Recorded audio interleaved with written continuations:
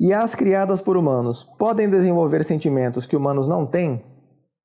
Olá, meu nome é Hindenburg e esse é mais um episódio da sessão Oráculo.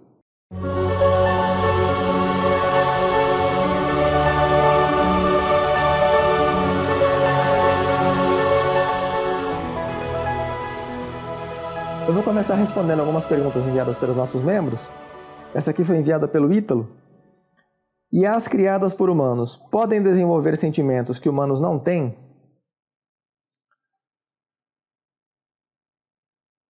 Os sentimentos que as pessoas têm, de um modo geral, eles não são idênticos nas diferentes pessoas. Elas usam as mesmas palavras, elas padronizam uma palavra para representar um certo sentimento, mas isso não garante que seja o mesmo sentimento, e muitas vezes não é exatamente o mesmo sentimento. E nem muito similar às vezes. A pessoa fala, por exemplo, de saudade, fala de amor, fala de raiva. Ou mesmo sentimentos como frio e calor, esses são um pouco mais bem padronizados. Mesmo assim, se você coloca a mão numa bacia de água quente, noutra com água fria. E no meio você tem uma com água a temperatura ambiente. Então você deixa um tempo, alguns segundos aqui na água quente, a 40 graus, 45 graus, e aqui numa água fria a 5 graus. Deixa um pouco e em seguida você tira da água e coloca ambas na mesma bacia do meio. Essa que estava na água fria vai ter a sensação de que a do meio está quente. E essa que estava na quente vai ter a sensação de que no meio está fria. Então, mesmo um sentimento mais padronizado, como calor e frio, que estão relacionados a algo mais objetivo, que é inclusive mensurável, que é a temperatura, a sensação que se tem dessa temperatura é muito subjetiva. Não é muito subjetiva, mas é um pouco subjetiva. Ela é influenciada por fatores que não estão diretamente relacionados à grandeza em si, à variável em si. E os outros sentimentos são muito mais subjetivos do que esse.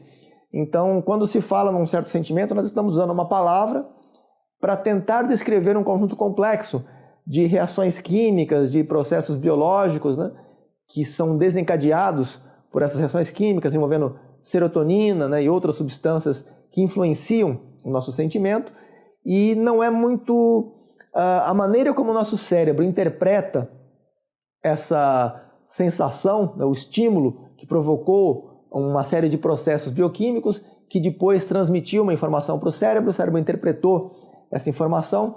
Isso não é muito padronizado, não é muito unificado em diferentes pessoas ou em diferentes animais.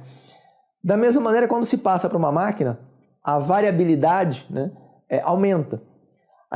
Alguns animais têm sensibilidade para campo magnético mais do que humanos. Humanos também têm sensibilidade, mas o campo magnético precisa ser muito intenso para causar perturbações que o nosso cérebro seja sensível o suficiente para detectar. Nós temos uma sensação estranha quando estamos num ambiente com um campo magnético muito intenso, que o nosso cérebro ele envolve atividades elétricas. Então, se você está imerso num campo magnético, dependendo da intensidade desse campo, vai produzir efeitos significativos.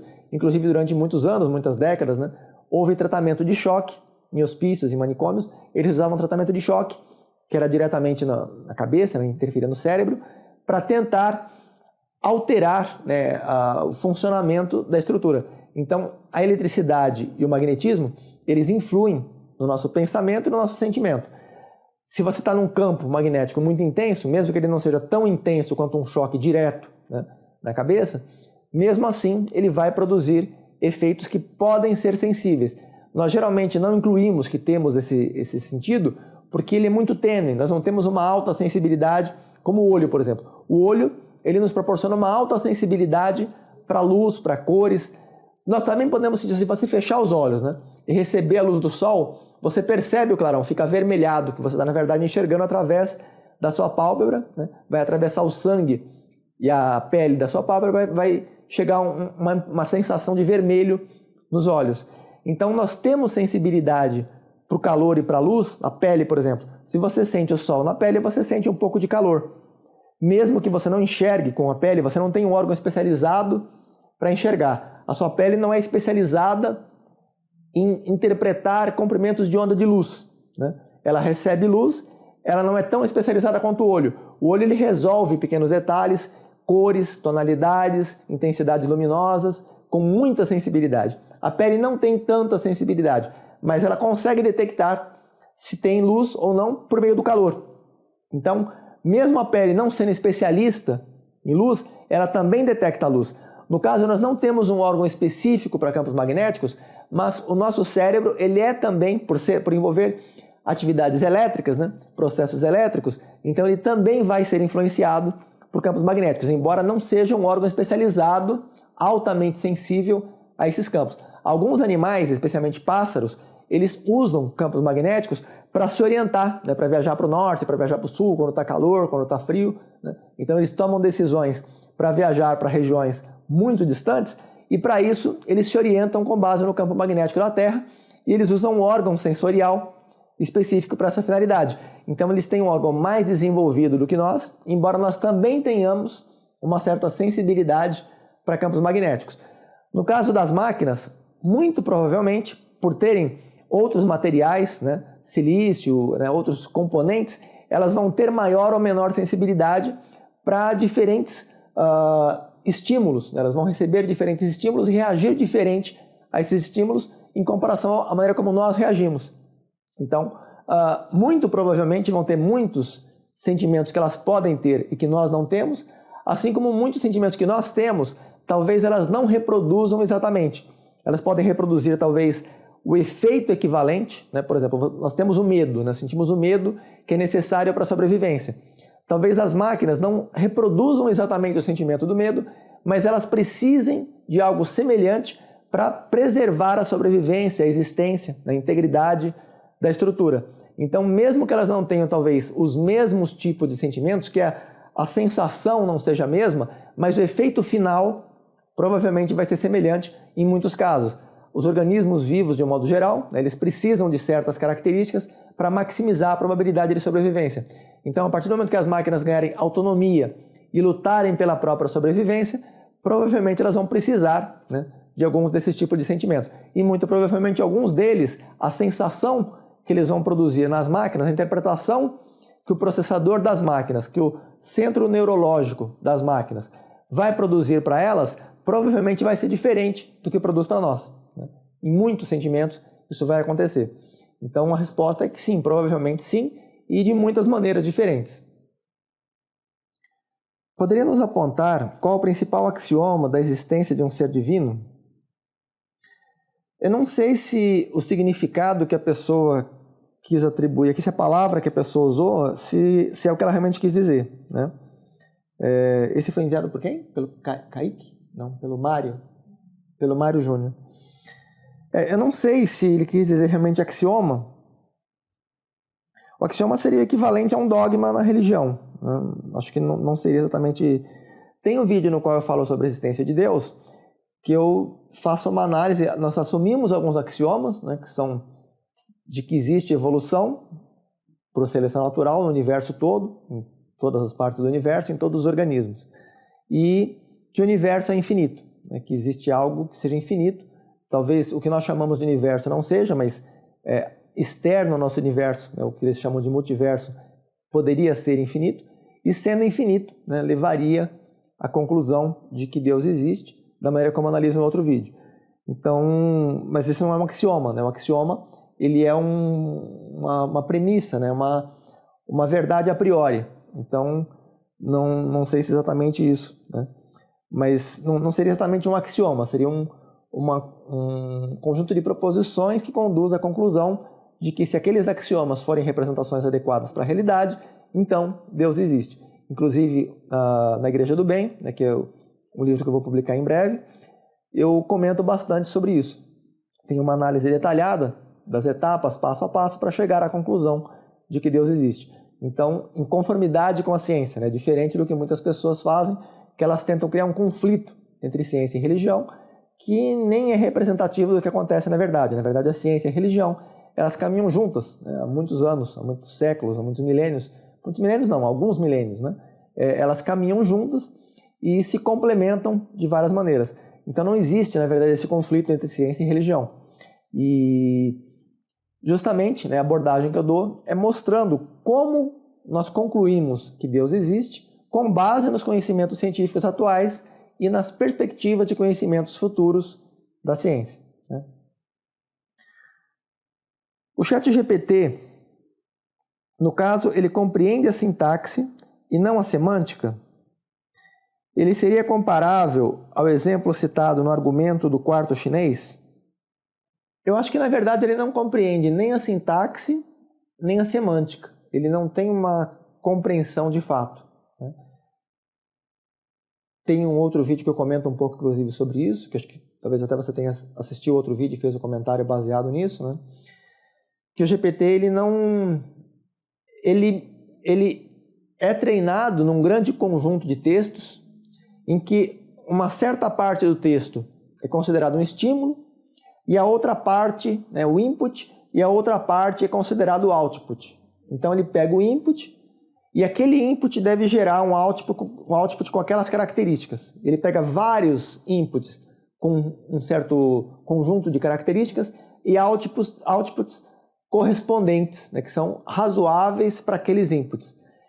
E aí ele recombina de diferentes maneiras, preservando certos critérios, mas ele não compreende de fato o que está ali. Então ele provavelmente não compreende, por exemplo, regras gramaticais, embora ele aplique a gramática por uma questão de repetição de estruturas que são aceitas como válidas, né? Estruturas que, quando aquelas estruturas estão no input ou no output, ele sabe que são estruturas válidas. Quando não estão, ele percebe que tem... Não é que ele percebe, ele descarta porque não são reconhecidas como válidas. Ele não tem...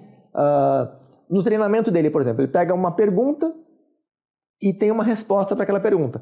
A construção gramatical, a ordem, né, do verbo, do sujeito, etc., a construção dos elementos gramaticais que constituem aquela sentença, eles são colocados de uma certa ordem, de uma certa maneira. Ele talvez tenha dicionários em que ele tenha significados e classes gramaticais. Talvez isso ele tenha como base para interpretar, né, os diferentes componentes de uma sentença. E aí ele verifica na outra sentença qual é a ordem correta dependendo do idioma, porque depende também do idioma. Em português e inglês, por exemplo, as construções gramaticais não seguem a mesma ordem, né? Quando você faz uma tradução de um texto do inglês para o português, ou do chinês, né, do mandarim, do cantonês, de um outro idioma, né, traduz de um idioma para o outro, ele muda a ordem de alguns componentes, a maneira correta de organizar as diferentes partes da sentença se modificam para expressar a mesma ideia. Em latim, por exemplo, né, você coloca as palavras numa certa ordem. Quando você passa para o português, já muda. A mesma sentença, né, se você traduz, por exemplo, palavra, você tem uma sentença com 6 palavras. Você tem a primeira, segunda, terceira, quarta, quinta e sexta palavra, né? Quando você traduz para um outro idioma, não é simplesmente você pegar aquela palavra e traduzir, pegar outra palavra e traduzir, pegar outra palavra e traduzir, etc. Você tem que reordenar as mesmas palavras e às vezes até substituir algumas por outras ou adicionar componentes que são necessários ou subtrair, né, componentes que não são necessários para que preserve o mesmo significado das sentenças. Então, nesse contexto, né, o GPT ele não tem essa compreensão, mas ele tem os critérios, né, as normas que ele precisa seguir para preservar os significados. E isso ele faz com base, talvez, num dicionário, ele tem um dicionário que serve de referência, e também com base no treinamento de muitas aplicações práticas. Então ele tem vários milhões, vários bilhões de sentenças que ele identifica que aquela é a maneira correta de construir a sentença, várias repetições, muitas sentenças se repetem, e às vezes elas não se repetem, mas a classe gramatical dos componentes se repete. Isso, muitas vezes, ele vai gerar também confusões, porque algumas vezes o significado, muitas vezes a sentença é errada, porque se você pega, à medida que você aumenta o banco de dados, você vai pegando o banco de dados com nível cada vez mais baixo, né? Se você pega os 1000 artigos de mais alto nível, você vai ter um conjunto ali muito bom. Se você pega 1 milhão de artigos de mais alto nível, você forçosamente teve que pegar níveis mais baixos para alcançar até o número de 1 milhão. Se você pega 1 bilhão de artigos, você já vai pegar um monte de porcaria ali, né? Um monte de declarações incorretas, ideias incorretas, sentenças que nem expressam nada, que não fazem sentido, com vários erros gramaticais. Então, nesse processo de treinamento, ele vai receber também muita informação errada, muitas sentenças mal formadas, né? Com vários problemas de sintaxe, de semântica, de gramática, de lógica. E quando ele vai treinar com esses dados e tem que filtrar, aí já tem vários outros problemas, né? O GPT ele não faz muito bem isso, ele não faz uma boa filtragem. Muitas declarações que ele faz são grosseiramente incorretas e muitas vezes ele inventa informações que ele não tem. Ele dá algumas respostas com alguma coisa que ele simplesmente tirou do nada. Aí você pergunta, mas com base em que você falou nisso? Ah, ele não consegue explicar, né? Ah, eu não sei o que, ele dá uma resposta. Um exemplo, né? No filme 2001, Uma Odisseia no Espaço, eu perguntei para ele qual era o tamanho não era uma nave espacial, seria uma estação espacial, né? Seria uma estação espacial que foi enviada de acordo com o filme para Júpiter e de acordo com o livro para Saturno. Então, essa nave, pode ser acho que uma nave também, pode ser chamada uma nave, mas é principalmente uma estação espacial. Ela tem um certo diâmetro e tem uma certa velocidade de rotação. E aí eu tinha calculado que o diâmetro dela teria que ser de mais ou menos uns 400 metros para que a aceleração centrípeta, né, na borda fosse mais ou menos semelhante à da aceleração gravitacional na superfície da Terra. Então, eu tinha mais ou menos 9,8, 10 metros por segundo ao quadrado na borda, né, daquele grande círculo. Que é um toro, na verdade, né, um grande toro. E aí eu perguntei para o GPT, primeiro ele deu uma certa resposta, que acho que foi 157 metros, depois ele disse uma outra resposta, cerca de 300 metros, depois ele disse 1.600 metros, e foi dando respostas sem sentido. Eu falava, você tem certeza? Aí ele mudava, e foi mudando para valores entre mais ou menos 157 metros até 1.600 metros. Ele foi mudando só de perguntar, tem certeza? Só de perguntar, tem certeza? Sem nenhum outro estímulo adicional, ele já mudava o valor completamente. E no final ele falou, na verdade não tem informações no filme sobre isso. Eu sei que não tem informações, o filme não diz explicitamente em nenhum momento, mas ele tem um certo período de rotação que você pode observar quando essa estrutura está passando perto da Terra, você percebe em relação ao fundo da Terra a estrutura girando, né? Então você consegue computar o tempo aproximado que ele leva para dar um quarto de volta, meia volta, né? E aí você calcula o tempo que leva para uma volta inteira, e aí você pode determinar qual tem que ser o tamanho para que a força centrífuga, né, pseudo-força centrífuga, seja similar à aceleração gravitacional na superfície da Terra. Perdão, a aceleração centrípeta, né, aceleração centrífuga similar à aceleração gravitacional na superfície da Terra. E aí, você fazendo os cálculos, você chega mais ou menos em 400 metros. E aí eu queria saber, né, se tinha alguma informação sobre isso, se eles tinham feito intencional, né, porque é um tamanho inclusive plausível, né, não é muito grande nem muito pequeno. E tem um trecho no filme em que aparece uma pessoa correndo em volta, ele dá uma volta, né, nessa estrutura, só que não é um tamanho compatível com esses 400 metros, é um tamanho muito menor, parece que tem uns 50 metros mais ou menos. O percurso, né, que ele faz, que ele dá a volta assim, tem talvez menos até de 50 metros. Então tem uma inconsistência, né, no mapa. Tem várias inconsistências, mas uma delas é essa parte. Então eu perguntei, né, pro GPT sobre isso e ele não sabia. Então ele ficou completamente perdido para tentar responder sobre isso. E ficou muito claro, né, algumas das falhas que tem no processo de treinamento.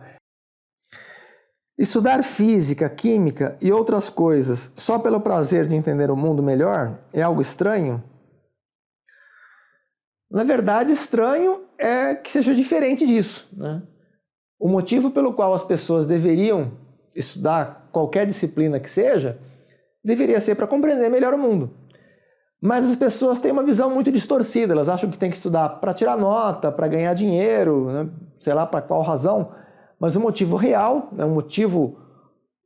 A motivação principal, a fundamentação da educação, da ciência, do conhecimento, né? Para aquisição de conhecimento, deveria ser justamente compreender como o mundo funciona. Então, se a pessoa faz com uma motivação diferente, ela está errada. E quase todas as pessoas estão erradas, porque elas justamente buscam conhecimento pelos motivos mais absurdos, né? O estranho, na verdade, é justamente o que faz a maioria. A maioria faz da maneira errada, que é buscar conhecimento para tirar nota, para ser aprovado em vestibular, para ganhar dinheiro, né? Não é isso. O conhecimento você busca para entender como... Se você não tem curiosidade de saber como o mundo funciona, você é muito diferente de um cachorro, de um coelho, né? de um jumento, que são animais que não se preocupam muito em compreender. E mesmo assim, alguns animais, outro vídeo, por exemplo, do corvo, né? O corvo ele tirou vantagem de compreender como o mundo funcionava. Não é que você tem que estudar para obter esse tipo de vantagem, mas é uma consequência natural. Se você compreende melhor como o mundo funciona, se produz espontaneamente os progressos da nossa civilização. Então, se nós temos internet, transplantes, medicamentos, transportes eficazes, abrigos seguros para morar, né? Se temos todos esses benefícios, água potável encanada, energia elétrica, se temos todos esses benefícios, isso é justamente uma consequência de compreender melhor o mundo. Não é que foi para ganhar dinheiro. Claro, algumas pessoas vão ganhar dinheiro com isso, algumas pessoas vão precisar de um processo de tirar nota como uma etapa, né, no processo de ganhar dinheiro, mas não deve ser esse o objetivo. Isso é uma consequência de uma compreensão melhor do mundo.